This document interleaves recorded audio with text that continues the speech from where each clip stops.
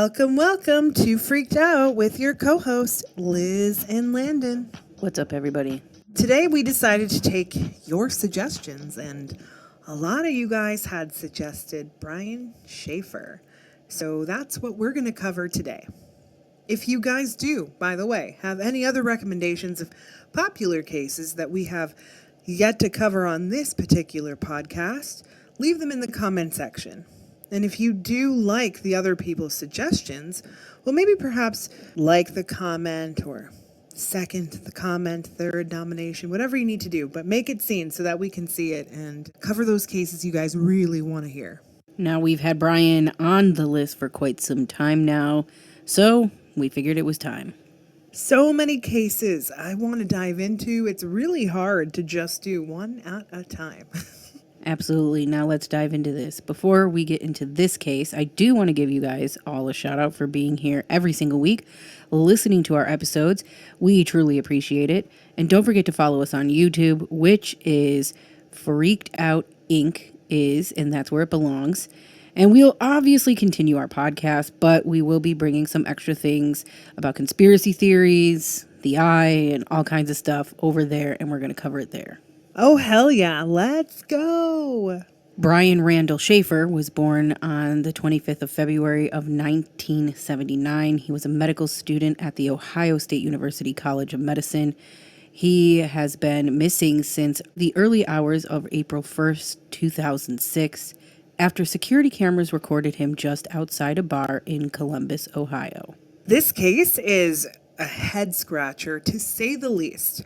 So many conspiracies running around, but right away, I automatically sensed his energy. And I know for a fact that he is no longer with us. He was incredibly smart. Actually, he and Heyman Lee have a lot in common. They were both incredibly intelligent and could have made one hell of a difference in this world. He had gone out with friends earlier in the evening of March 31st to celebrate the beginning of spring break.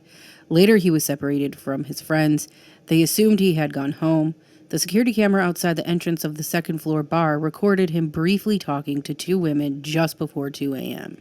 Once walking off screen without any further evidence of him leaving the area. Now, Brian had not been seen or heard from since, and the case received national media attention.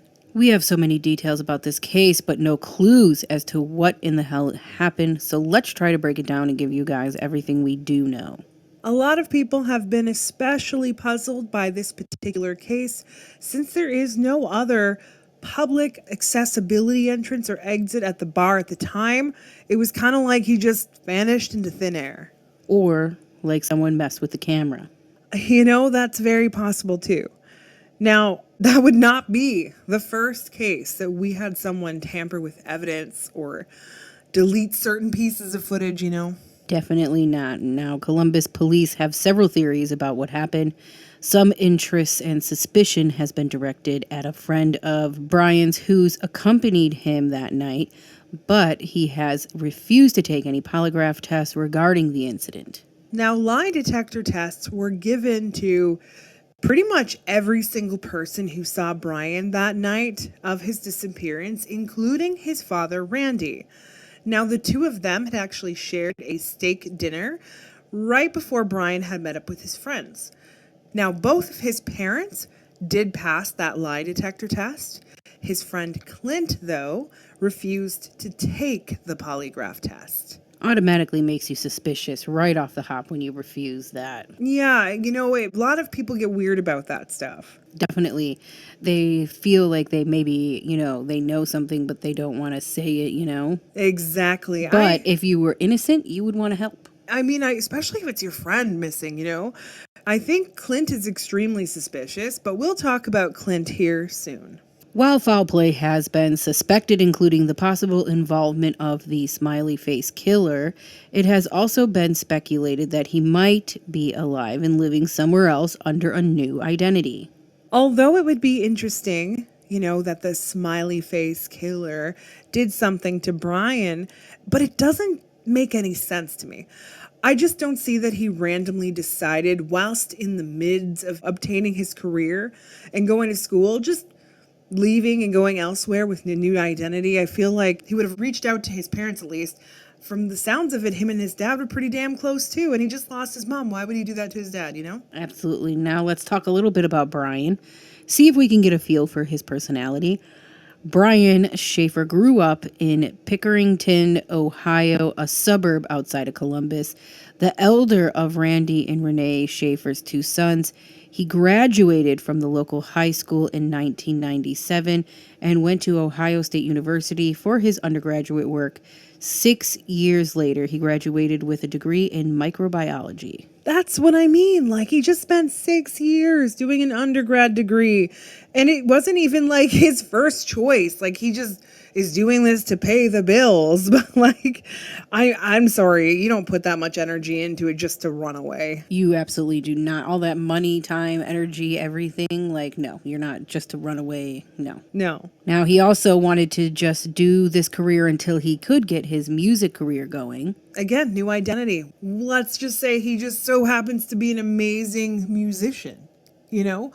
He's going to get popular with his new identity. People are going to know who he is. It just doesn't fit into his life. Anyway, I'm just mad about that recommendation by the police.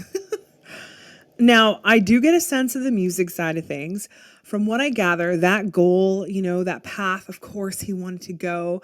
He wanted to get further and further away from the medical side of things and just do this. And I think he was thinking, okay, I do this, I get paid, I make lots of money, I can focus on my career.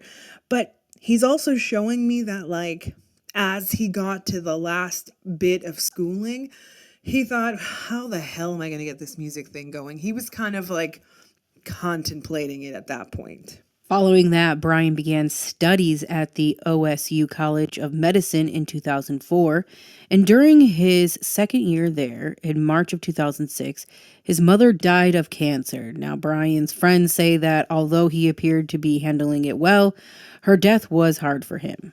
And, you know, somewhat unexpected. Although she may have had, you know, health complications throughout her life, it was very unexpected that she was going to die.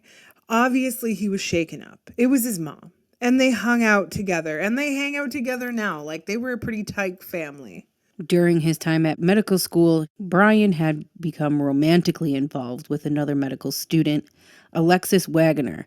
She, along with their families and friends, believed that Brian would probably be proposing marriage to her in late of 2006, most likely on a trip to Miami. The couple had planned for spring break at the beginning of April. So messed up. Alexis was awesome. And yes, he loved her. But I'm sensing that he often questioned where this relationship was going in his mind. He did love her, but he also felt like, was there somebody else out there for me? He had a lot of moments of getting cold feet, but yes, the plan was to go forward this particular weekend and propose. He liked the relaxed lifestyles. He told his friends that despite his decision to pursue a medical career, his real ambition was to start a band and play music in the vein of Jimmy Buffett. I mean, it's pretty cool, but no, he knew that his dreams were a little far-fetched, at least in his mind. He's pretty hard on himself. His parents were not excited about the music career side of things, felt that his intelligence would be wasted, maybe better suited for medicine. He already seems to have, like, you know, a band in mind, people he wanted. But he was probably the only one at that point trying to focus more heavily on it. So his people started focusing on other things, and then he thought, hey, I'll come back to it. He did agree with his family, though, that he needed to have education so that he could pursue this career a lot better. On March 31st, a Friday, classes at OSU ended for spring break the following week. Brian and his father, Randy, celebrated the occasion by having that steak dinner that evening. Brian's father noted that he seemed exhausted from having pulled all-nighters earlier in the week, cramming for his crucial upcoming exams. Now, Brian has a different view on that. Although he might have been exhausted, he was looking for a good time. He was not going to allow his exhaustion to prevent him from having one hell of a weekend, regardless of how much sleep he got or not. He did say that his dad was, just being a dad. He wasn't as tired as his dad thinks he was. He did not think Brian should go out with his friends, William, Clint, Florence, later that night like he planned to do, but he did not express his reservations to his son. Brian said to me that regardless of what Dad said, even if his father suggested for him to go back home and chill, he might have just said, yeah, good idea, and left it there and then went anyway. He was not going to let anything or anyone prevent him from going out that evening, not even his own body. At 9 p.m., Brian met Clint at the Ugly Tuna Saloona, a bar in the South Campus Gateway complex on High Street in Columbus. An hour later, Brian called Alexis, who had returned to her home in Toledo to visit with her family before she and Brian were due to depart for Miami. Which is so, bittersweet. She was going to get a proposal.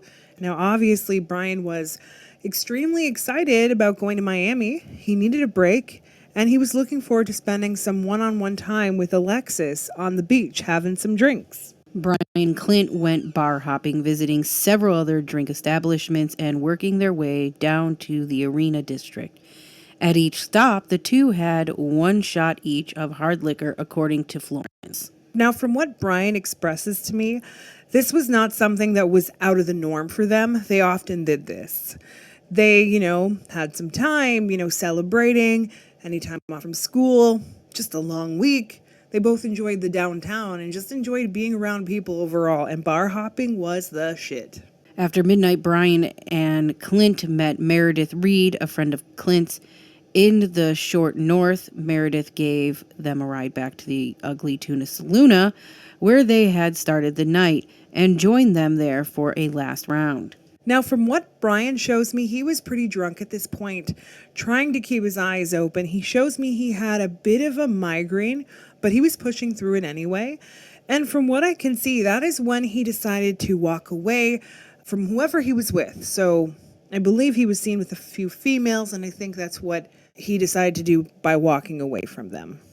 Brian separated from his companions while the three were there, and Brian was last seen on a security camera outside the bar just before 2 a.m. Now, he shows me he told Clint and Meredith that he was going outside for a brief moment. He needed some air. But he was also showing me that although he was saying this, what he really wanted to do was go throw up somewhere and call it a night. Clint and Meredith attempted to find Brian, repeatedly calling him. They left with other patrons when the bar had closed at 2 a.m., waiting outside for Brian. Now, it was already close to closing time when all this happened, so everything happened pretty quick. At this point, Brian shows me he had left. He decided, basically to leave the bar. Now, I know the footage of them, not getting him leaving the bar is not available, but I don't think it's because he walked outside alone by himself. Well, wait a minute. If he didn't go outside or by himself, then how did he leave? Let's paint a picture here. I keep seeing Brian going outside for a brief moment to get some air, as he suggested, but it wasn't enough for him. In that moment, he felt like he had to hurl, and I keep seeing puke over and over again. He was pretty sick and vulnerable, in my opinion. So he headed to the bathroom then? Pretty much. I see him heading into the washroom, and I see his body completely lurched over in a toilet. I also don't feel like he shut the door. I think he left it open. So what happened after that? I see this guy coming into the washroom, and I do believe that there was another man in the washroom prior to this older gentleman coming in.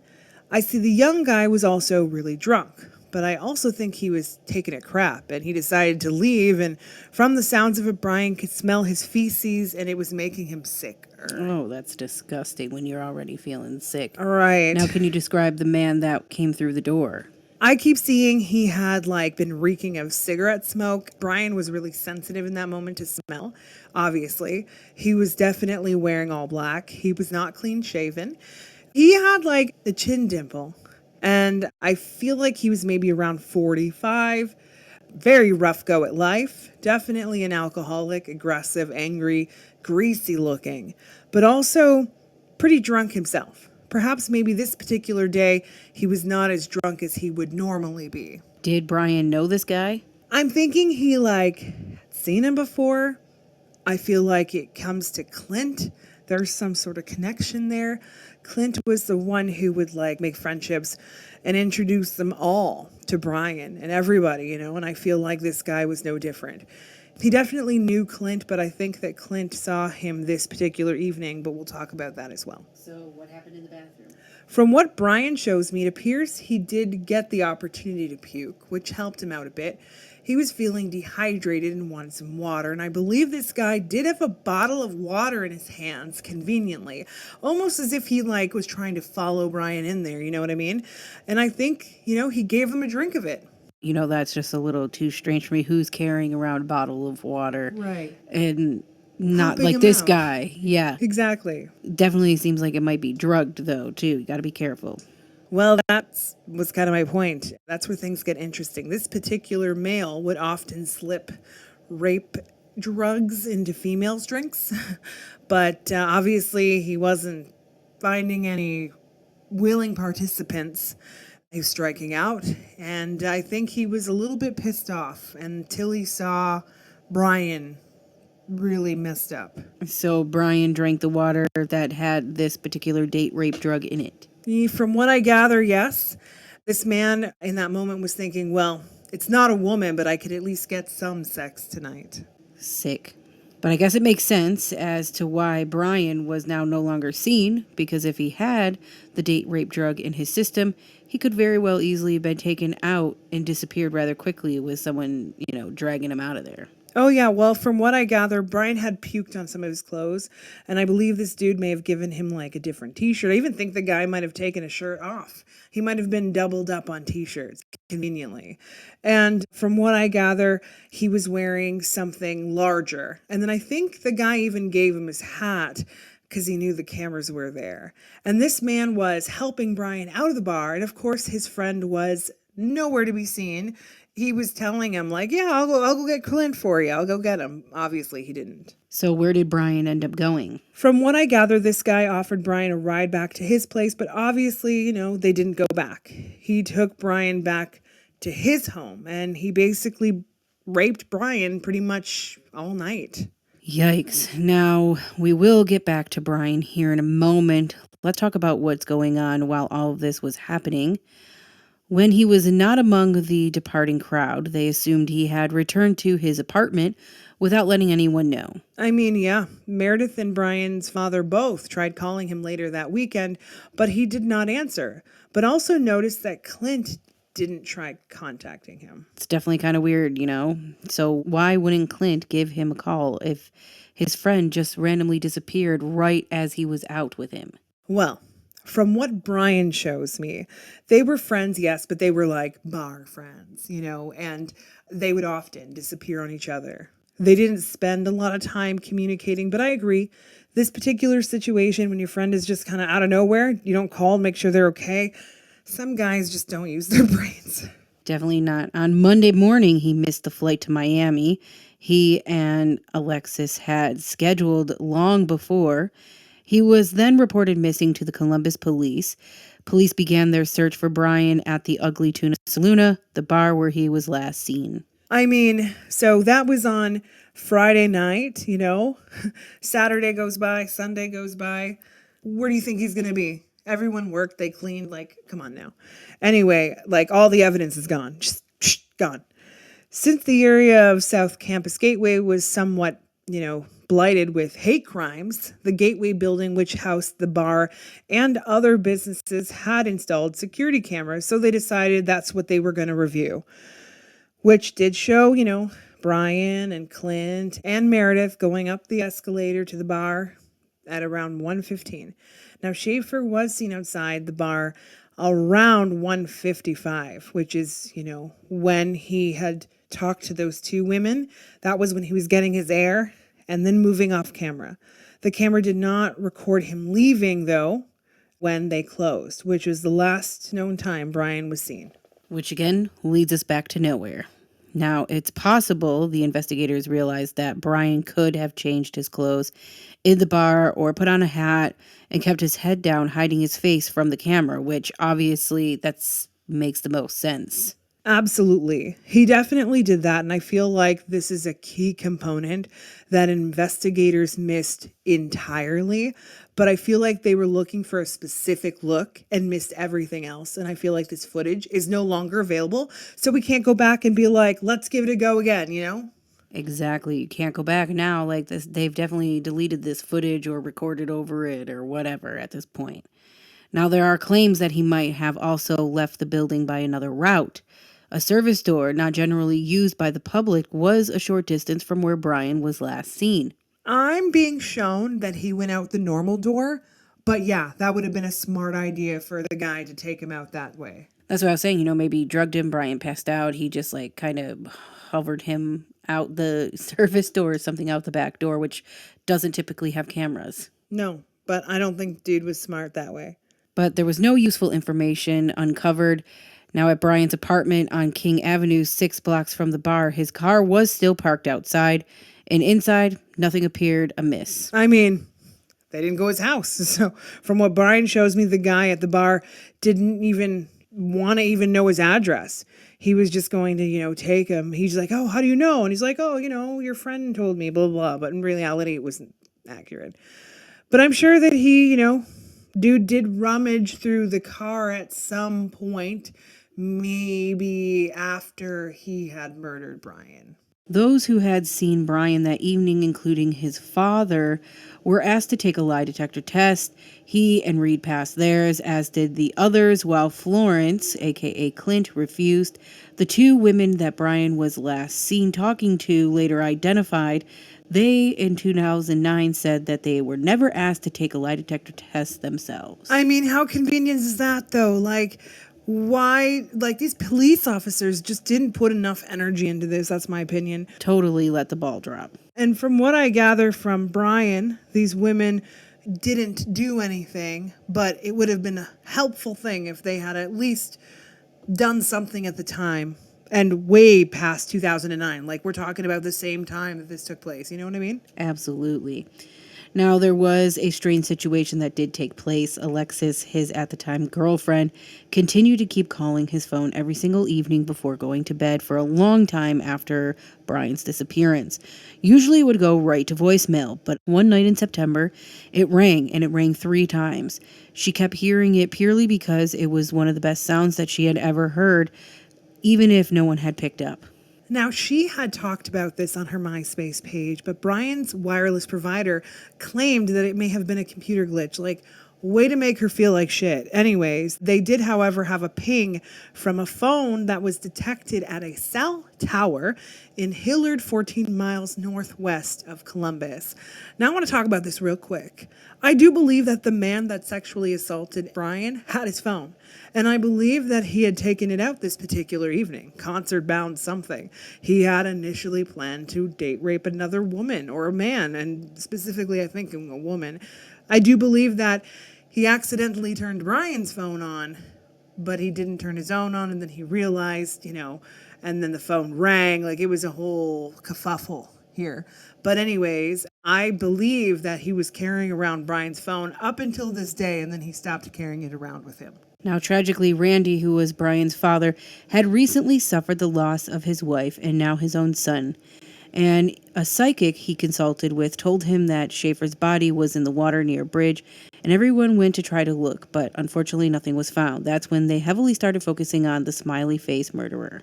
Now, I know he's not a victim of the smiley face murder. We're going to talk about that one day, though. But what I can tell you is this. After Brian was kidnapped, from what I gather, this man took him to his basement. Now, he would normally rape women here. It was like a table. He would set up a camcorder, and record what he was doing so he could watch it later. Brian shows me he had zero recollection of even getting in the vehicle, and even getting to this place with this guy, he was really out of it. He had a double dose or something. And also, why is it that these perverted pedophiles always live at home with their family, their kids, their mother, their father? It's fucked up. That is weird. Did his parents know what was going on? From what I gather, this guy often spent time in his basement. Parents are both deaf, older. There was a full-blown sex table there. And I think he kept trophies. I think the parents are dead now. He's pretty old now. If they went into this guy's house, they would find all these incriminating details of him raping people, including these tapes that are still available. Obviously, not all of them, but some of them. He basically would rape most of these people and let them go. Most of the time, he would, drive them out in the middle of the nowhere and they wouldn't remember a damn thing. Most of them didn't report it, some did. But Brian specifically, I feel like he raped the men harder because he was like angry at himself. He couldn't handle being, sexually attracted to men. So he would like rape them harder, and he killed Brian based on him heavily bleeding, and he didn't want to take him to a hospital. So he sodomized Brian with objects, pretty fucked up objects if you ask me. And then I believe that is when he decided to take Brian's body apart, and he enjoyed that aspect as well. So what did he exactly do with Brian's body? Well, from what I gather, he actually put Brian in one of those, bags, the fancy dress bags. Garment bags. Thank you. And I feel like the psychic was actually not wrong about a bridge, but I think the bridge was a lot bigger than what she might have seen. I feel like it was a big body of water. I feel like this guy is also an expert in fishing, knows his way around a boat. I don't think, this was a one-time thing either. I think he did this to another guy as well, maybe a couple of women accidentally. Was this close to where he went to school? So from my understanding, the woman that saw the bridge, I feel like it's a city bridge. Lots of cars, not a small area. It's actually a really huge area of water. He was smart in his thinking. Bigger the water, the harder it'll be to find the body. But by now I feel like Brian has been eaten and gone. Oh yeah, they would have had to done this then. Definitely couldn't try to do that now. In a bizarre twist of fate, though, in September of 2008, during a heavy windstorm, Randy was home in his Baltimore, Ohio yard, home clearing some debris, when a branch blew off from a nearby tree and fatally struck him. Neighbors found his body the following day. Like, how ironic. I know that his father, Randy, was trying his absolute hardest to solve his son's murder, but it's almost as if he manifested that tree to fall on himself, Obviously, he didn't want to die, but he did want to be with his kid. It's just bizarre, but they are together and happy to be together. Well, that, it is bizarre, but it's great that they're finally together. Now, what was this connection with Clint? Oh, God, Clint. Clint is your all-American douchebag. A very self-involved, selfish, narcissistic guy that did not treat Brian or anyone else pretty nicely, for that matter. Now, he was drinking with Brian, and obviously a drinking buddy. He would go with the flow of things. Brian didn't like Clint to a degree, but more than anything else, he did it to have a friend. Now, from what I gather, the reason that Clint did not take the lie detector test is because he did know something. I believe that Clint had actually seen the guy that Brian was leaving with. I do believe that Clint knows what this guy is all about and what he's capable of. So while he had noticed him giving drugs to other women, like date rape, he was aware of it. Clint was also afraid that if he stepped forward, he'd be used as an accessory to murder. And there are also rumors floating around in that bar that happened with Brian, and nobody is coming forward because they're just afraid to be another victim. I mean, I don't blame them, but they should have come forward. It's truly sad that this, friend should have helped him. Imagine where we could have been with Brian's case today if Clint did step forward. Now, do we know what this guy's name is, or maybe anything about him potentially? Randall. I know Brian's middle name is Randall, and I feel like there might be a connection, but I'm also feeling that this guy's name is Randall too. I also feel like he had a nickname in a bar. Something to do with rake leaves, something. He had a checkered mouth with missing teeth. Well, I thank you so much for all these details, and thank you, Brian, for coming forward and talking about this case with us. We definitely appreciate it. Not exactly sure what we are going to be doing next week, but definitely going to be bringing a new episode, and we look forward to providing you with some more episodes. And until next time, guys, stay freaked out.